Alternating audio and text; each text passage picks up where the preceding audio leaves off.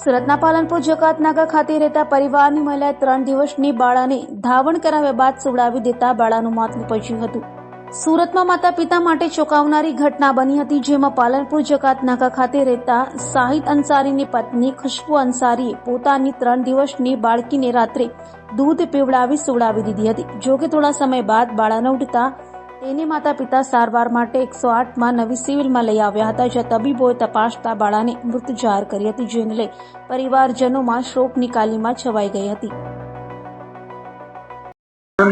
आपका नाम क्या है? मोहम्मद शाहिद, कहाँ से आ रहे हैं? पालमपुर अब घमसान नगर पालमपुर जगन्नाथ का। क्या बात है?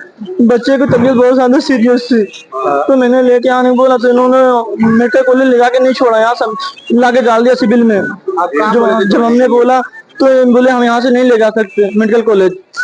108 वाले के आप क्या बोले थे? हमने बोला मेडिकल कॉलेज जाने का है, तो मेडिकल कॉलेज इन्होंने छोड़ा नहीं हमें, कहाँ पे छोड़ा आपको? ये लाके सिविल में छोड़ा। अभी यहाँ पे क्या हुआ? यहाँ पे बोलते बच्चा ऑफ था क्या, तो हमारे तसलीमा ले जवानों से वहाँ कितने दिन का बच्चा है? अभी 2-3 दिन का है।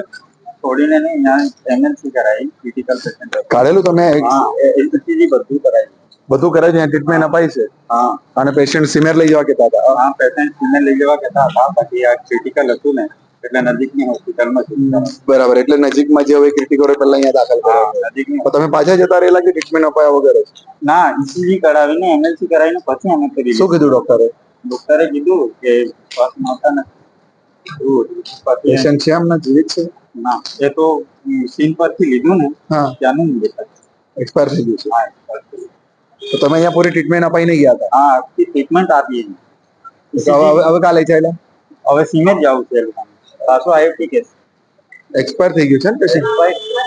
સીન પરથી ઘરથી તો એ તમારા પર કે આરોપ કરે છે ડાયરેક્ટ અમે સિમેર કીધું અહીંયા મૂકીને જતા રહે, એટલે તમારું મૂકવાનું કારણ નહીં કે જે નજીક હોસ્પિટલ છે? હા નજીક હવે ક્રિટિકલ છે તો આપણે નજીકમાં લેવું પડે.